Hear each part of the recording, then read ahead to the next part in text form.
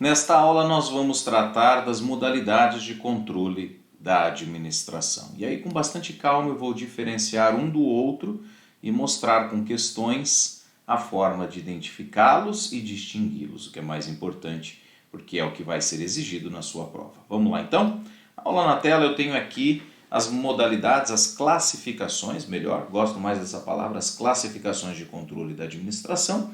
E na última aula nós tratávamos ali da letra A, do controle interno, do controle externo, do social e do judicial, tá bem? Eu lembro até de uma perguntinha que caiu numa prova de polícia que dizia assim, né? Um aplicativo Siconve Cidadão, que permite às pessoas formularem denúncias, sugerirem, né, melhorias na administração pública, formular então dicas, apontamentos, etc. É uma modalidade de controle. Aí tinha as alternativas. Claro, você sabe que é social. Professor, mas qual que era a pegadinha então? É que ele colocava controle digital. Não, não é digital. Digital é a solução. A forma de controle, naquelas 4 categorias que nós temos, é o controle social, né? A população, as pessoas, levando ao conhecimento da administração pública problemas e também sugestões. Beleza? Então cuidado com isso, que eu já vi cair uma perguntinha usando um aplicativo e tentando levar o candidato a erro, falando, aqui é uma questão tecnológica, TI, então controle virtual, controle tecnológico, controle... E aí colocava qualquer outra palavra. Não, gente. As categorias, as classificações estão aí. Interno, externo, social e judicial. Então, se é por meio da população, seja qual for o dispositivo, né, seja por carta, sinal de fumaça, o que seja, se é a população que starta, que deflagra, esse é um controle social. Beleza? Letra B, controle de legalidade e controle de mérito. O que é essa diferença e que é importante a gente tratar? No controle de legalidade, eu tenho ali os aspectos legais, claro, os aspectos de conformação do ato à lei. Mas o que é isso, professor? Eu vou olhar se o ato seguiu os requisitos da lei, se ele foi prolatado pela autoridade competente, se ele tem o objeto correto, a forma, tudo certinho. Eu vou olhar ali a roupa do ato administrativo. Se, né, a sua formação está de acordo com os parâmetros legais vigentes. Por isso que a gente chama de controle de legalidade. Quando o policial, por exemplo, autua um condutor, se, né, o auto de infração estiver certinho, contiver todos os requisitos, o artigo do CTB, a hora, a data, o local, todos aqueles requisitos, se tiver a assinatura do condutor ou a recusa a assinar, se tiver tudo certo, né, ou ainda, né, quando a fiscalização for à distância, não é verdade? Como, por exemplo, por radar, ou então, quando o policial autua, mas não para o condutor, então que ele coloque isso, que isso fique claro no ato administrativo, que esteja tudo de acordo com a legalidade. Então, nós falamos que esse ato está perfeitamente acabado, concluído de acordo com a lei. Se porventura esse ato não atendeu à legalidade, então o controle vai fiscalizar e corrigir esse aspecto do ato administrativo. O aspecto de adequação à lei, o aspecto da legalidade. E o mérito? O mérito aí já é a escolha política, a escolha administrativa. Por que aquele ato foi praticado? Isso é mérito. Nós estamos dizendo aqui da esfera de escolha da administração, da margem de liberdade que a administração tem para a prática do ato. Como, por exemplo, né, o Estado resolveu construir uma escola naquele bairro. Os motivos que levaram à construção daquela escola, naquele bairro, naquele local, compõem o chamado mérito administrativo, tá bom? E aqui, via de regra, o judiciário não entra, tá bom? O judiciário faz o controle de legalidade. Mérito não, tá bom? É claro que com o decorrer dos anos, isso vem sendo discutido pela doutrina, mas agora aqui para concurso o que você precisa saber é isso. Tá bem que eu tenho um controle de legalidade e um controle de mérito. Mérito é o cerne, é o núcleo, é ali o recheio do bolo, né? A essência principal da escolha administrativa. E uma outra classificação leva em conta o momento da prática do ato. Olha aqui, o momento em que ele é praticado, né? E o momento em que o controle atua. O momento em que o controle atua, tá bem? Então, se o controle atua antes da prática do ato, ele é prévio ou preventivo, tá bom? Por exemplo, eu tenho aqui a compra de armas para a polícia, assinei o contrato, mas antes da entrega desse armamento, surge uma notícia de que esse armamento, que essas pistolas, que essas munições não funcionam. Ou disparam sozinhas, ou não funcionam, ou tem um defeito de fábrica. Logo, a administração não precisa esperar receber essas armas, essas munições para tomar providências. É óbvio que não. Ela pode atuar antes, ela pode atuar de forma preventiva. Então, o controle prévio é aquele preventivo, aquele que antecede, né, aos efeitos materiais do ato. Tá bom? Ele é feito de forma preventiva, antecipada. De igual modo, o controle pode ser concomitante durante a prática do ato administrativo. Por exemplo, numa escola em que há o fornecimento de comida, de merenda para as crianças, de merenda escolar. E aí, na execução do contrato, se verifica que alguns alimentos estão estragados, outros não, mas é durante a execução do contrato. Ou, por exemplo, no fornecimento de material de limpeza, se descobre um lote que está vencido. Isso se dá, esse controle, durante o fornecimento desses produtos. Então, o controle vai ser concomitante, vai ser durante a prática do ato, a execução do contrato. E o subsequente significa depois, significa após. Portanto, ele vai ser corretivo. O ato foi feito, verificou-se ali uma ilegalidade, verificou-se ali uma necessidade de revogação por conveniência e oportunidade, então se corrige aquele problema. Beleza? Então, quanto ao momento, pode ser antes, prévio ou preventivo, durante, também chamado de concomitante, ou depois, subsequente ou corretivo. Beleza? Quanto ao momento do ato, e ao momento em que o controle recai sobre aquele ato, nós temos antes, durante e depois. Uma outra forma é o controle de ofício e provocado. De ofício é o contrário do provocado, claro, senão seria a mesma coisa, né? De ofício significa que a administração por si só, ela mesma atua. Ela toma providências, mesmo que ninguém provoque, mesmo que ninguém fale nada. E o provocado? Eu lembro sempre do provocado com a imprensa, né? A imprensa chega e provoca a administração dizendo, está errado aqui, etc. Nós procuramos a administração, diz a imprensa. E em nota a administração disse que tomou conhecimento apenas hoje das irregularidades, mas que tomará todas as providências para sanar os problemas. Beleza, isso é um controle provocado. A imprensa foi lá e provocou. O cidadão foi lá e provocou. O Ministério Público foi lá e provocou. Beleza? Chegou uma denúncia, chegou uma representação. Olha aí, né? Formas de controle quanto ao meio dele ser exercido. De ofício, a administração por si só, ou provocado, quando um terceiro vai lá e provoca, e cutuca a administração, vamos colocar assim, né? E nós temos ainda na letra E o controle hierárquico e o controle finalístico. Cuidado aqui. Nós sabemos que a administração, na sua estrutura orgânica, ela é baseada na hierarquia, não é? O chefe manda e os subalternos obedecem, é mais ou menos por aí, claro, dentro da lei, dentro da Constituição, mas há uma hierarquia. Você que está fazendo concurso para a polícia sabe que a polícia ela é baseada na hierarquia e na disciplina. Hierarquia e disciplina, tá bem? Então, o controle hierárquico ele é feito dentro da estrutura da administração de forma vertical, tá bom? Como um pai que corrige o filho. Assim também a administração, em sua hierarquia, tem esse poder de controle.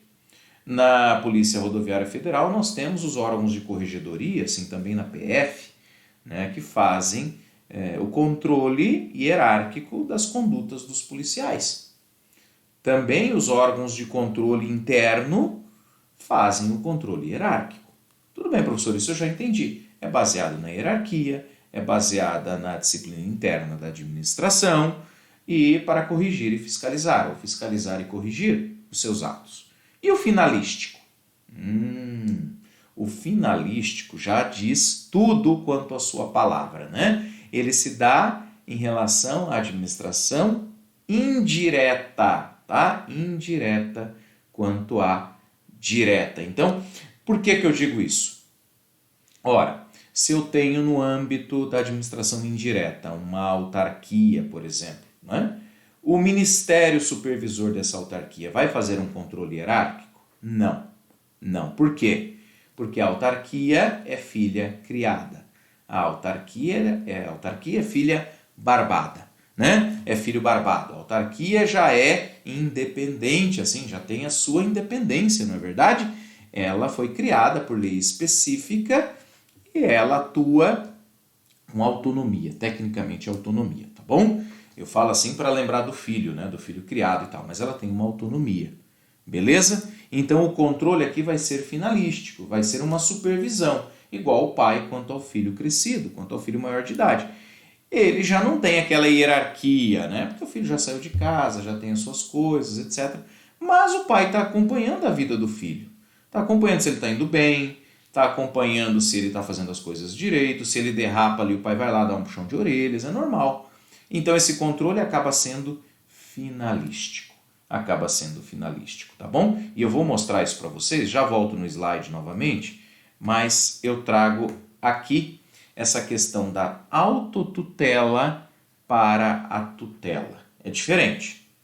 Na autotutela, a administração se baseia em critérios de hierarquia e de subordinação. Tudo bem? Ela é vertical e, portanto, plena e ilimitada. Na tutela não há hierarquia. Não há, porque o controle é finalístico. Então, quando você ouvir falar de tutela, você está lembrando que aqui não há uma hierarquia. Tá bom? Por quê? Como eu disse, vamos tomar, por exemplo, o INSS. Ele tem autonomia em relação ao Ministério da Previdência. Não é? Ele tem autonomia. Então, o controle aqui ele é finalístico, também chamado de vinculação ou controle ministerial, e, portanto, restrito e limitado às hipóteses legais. Cuidado, então, com essa diferença entre autotutela e tutela, pessoal. Eu mostro isso melhor nesse slide, quando eu falo do controle administrativo, que o controle interno é fundamentado na autotutela, é uma prerrogativa da administração de fiscalizar e corrigir a própria atuação por critérios de legalidade e de mérito, tá bem? A administração pode pensar, esse ato aqui não me interessa mais. Então é um aspecto de conveniência e oportunidade. Conveniência e oportunidade são as duas palavrinhas do mérito administrativo. Vou deixar para fazer esse concurso ano que vem. Isso é controle de mérito, tá bem? Isso é critério de mérito, conveniência e oportunidade. O que eu falava no slide anterior é essa diferença entre a autotutela e a tutela, porque a autotutela é baseada na hierarquia. Eu sempre brinco com os meus alunos, e me perdoem a brincadeira, eu dou o exemplo do casamento, né? O casamento é baseado na autotutela da esposa. Na verdade, aqui em casa é assim. É baseado na hierarquia. A esposa fala e eu obedeço, né? Brincadeira, Gi, amo você.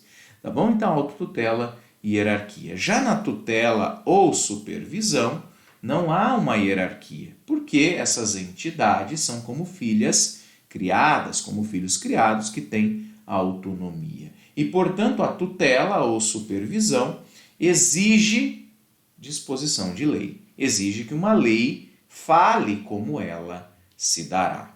Beleza? Então, mais uma vez, eu mostro aqui e insisto em você compreender essa diferença entre autotutela e tutela. Então, por exemplo, em relação à segurança pública, quando o Ministério O Ministério da Segurança Pública, por exemplo, pode haver uma mudança de nomes, tá? Mas o ministério correspondente determina a PF ou a PRF que atue na Amazônia e que, né, verifique a atuação de seus policiais lá nessas bases operacionais, nessas delegacias. Isso é autotutela ou tutela? Bom, vejamos. A existência desses órgãos, né, eles integram a administração direta. Tanto o Departamento de Polícia Rodoviária Federal quanto o Departamento de Polícia Federal são órgãos da administração direta que estão na estrutura hierárquica do ministério correspondente. Então, portanto, eu tenho um exercício baseado em hierarquia, em subordinação. Logo, estou falando da autotutela. Autotutela, beleza? Agora, imagine, por exemplo, que o ministério correspondente fiscalize ali, né, faça ali uma supervisão no Banco do Brasil, ou na Caixa Econômica Federal, ou no Banco Central do Brasil, né? E aí? O que nós temos, pessoal? Nós temos um controle finalístico, um controle que não é baseado na hierarquia, que, portanto, é restrito e limitado às hipóteses legais. Logo, eu estou falando da tutela. Dito isso, eu volto aqui para a nossa letra F, sobre as classificações e modalidades. Aqui eu gosto mais da palavra modalidades de controle. Nós temos o controle administrativo, feito pela própria administração, o controle legislativo, tá bem? Como, por exemplo, quando se convoca um ministro para dar explicações. Isso é uma forma de controle legislativo, que, né, tem o apoio do Tribunal de Contas ou dos Tribunais de Contas, que são órgãos auxiliares do Legislativo. Não é verdade? Os Tribunais de Contas têm previsão na Constituição Federal e analisam vários aspectos do ato administrativo sobre a forma de economia, a contabilidade, né? A regular aplicação dos recursos públicos. Inclusive, os Tribunais de Contas, eles podem imputar débitos e aplicar multas. E nesses casos, essas decisões têm a natureza de título executivo extrajudicial. Então, o Tribunal de Contas, ele também exerce ali uma função decisória com relação às contas. A gente vai ver especificamente sobre os TCs. E a última forma ali é o controle judicial, baseado principalmente no artigo 5º, inciso 35 da Constituição Federal. Artigo 5º, inciso 35, que diz: a lei não excluirá do judiciário lesão ou ameaça a direito. Tá bem? É importante que você compreenda essas formas de controle para, a partir daí, entender melhor o conteúdo e acertar as questões. Eu coloco um ponto, já foi cobrado em concurso policial pela VUNESP, e diz assim: o controle jurisdicional dos atos administrativos pode recair sobre ambos os atos, sobre atos vinculados e atos discricionários. Lembra, eu falei, os dois podem ser objeto de controle judicial. O que muda é o que o judiciário, a forma como o judiciário vai analisá-los. Mas ambos estão sujeitos a controle. O que difere um do outro é que o ato vinculado não tem margem de liberdade. Por exemplo, né, o cidadão ele pede lá um alvará, uma licença. Se ele cumpriu os requisitos, a administração deve dar o alvará, a licença para ele. E no discricionário, a margem de liberdade, ela existe, ela é maior. No vinculado, a escolha está na lei. No discricionário, a escolha pertence à administração. Então, aprenda essa essência das coisas que fica tudo mais fácil a partir daí. Porque não cabe ao judiciário esse juízo de oportunidade e conveniência, esse controle desses dois elementos. Sobretudo quando os atos administrativos são razoáveis, são proporcionais, são motivados e exercidos dentro dos parâmetros legais. Aí o judiciário não deve entrar. Tá bem? O judiciário não deve entrar. Professor, mas eu vi assim em tal lugar. Aí a gente vai falar do chamado ativismo judicial, que é bastante criticado na doutrina. Mas para o concurso, pelo menos, né, nós não estamos aqui discutindo teses, para o concurso, lembra, Ambos os atos, vinculados e discricionários, estão sujeitos ao controle judicial. Podem ser analisados pelo Poder Judiciário. Mas ao Judiciário não cabe tocar o mérito administrativo. Ao Judiciário, em regra, não cabe analisar o mérito, a conveniência e oportunidade. Beleza, pessoal? E com isso nós concluímos mais este bloco, mas fique tranquilo, nós teremos um bloquinho exclusivo dedicado à resolução de questões. Não saia daí.